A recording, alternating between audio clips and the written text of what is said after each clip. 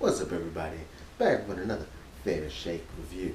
And this one, I just want to preface. I actually did a reaction for this, but I accidentally deleted it, and I feel really, really, really, really bad about it.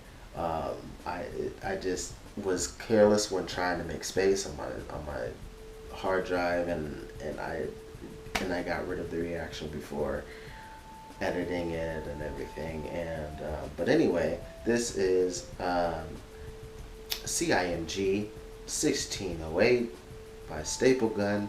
It is a young independent artist who he's gonna probably cringe that I said young.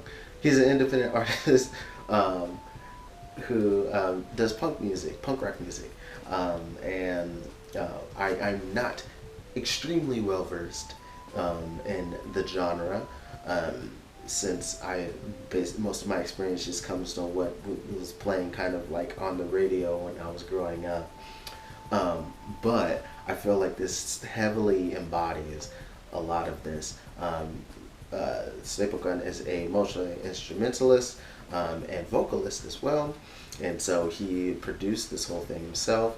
I believe, if I remember correctly, the only thing that he had to program, like like not actually play, was the drums. Is the only thing I believe he didn't do.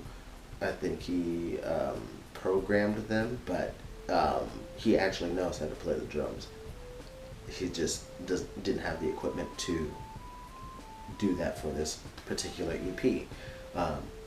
Now, hopefully, I got all the information correct. But I really do feel like this really embodies that punk sound. It's very kind of lo-fi, and not it's not extremely polished or anything, which really gets the feel going for it. Like, yeah, this is raw, this is real, this is what you want to jam and hop around to. And I feel like he got that perfectly in this.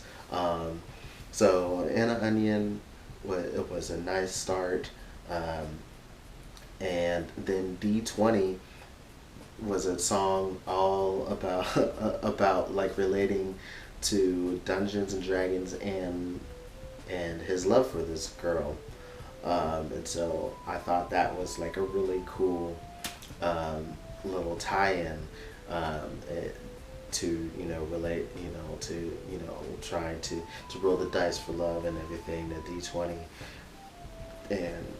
And I thought that was really cool. Then I Don't Care was also a pretty fun track as well, but I feel some of the singing in that got a little too off key a bit for me. But the vibe that it's going for was still very much executed. But other than the melody being sung a little bit off, I thought it was still pretty well written for what the idea was for it. No Other Place for me is one that I really enjoyed. I think it's probably my second favorite after D20. I thought that was a really, really good track. And then Never Tapping That was just a really fun song.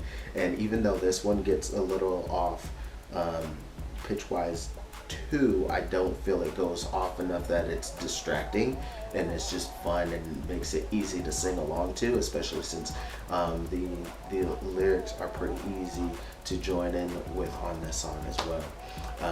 Overall, I think a lot of the instrumentation for it was done really well. Sometimes the mixing was a little bit off.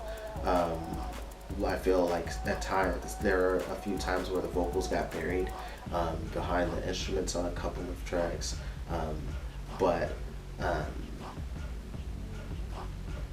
overall, it's still like some really fun vibes, some fun guitar and bass work as well, and like all of them still had like that energy that just makes you want to vibe along, headbang, maybe jump around. I loved it. It was a very enjoyable listen, um, despite a few things that could be worked on. But this was a quickly done project from what I recall being told, and I think it's a fun little foray into a fully self-produced project, since I know he also works with a band. Um, but this was all just himself. So yeah, that's my quick thoughts on this project, and hopefully you guys will go check it out as well. Um, give us some streams, get that low revenue, because everybody knows you get fractions of pennies for each stream. So you could get you can spend that mug up so it can get at least some pennies. Okay, every independent artist needs that, because you know even though there's just those little streams, it bumped up a bit so more people could see it. And then if you can get that ball rolling, that really tiny little snowball, eventually it'll get big enough that you can start rolling this and down. All right, so yeah, those are my quick thoughts. Much love, peace, please.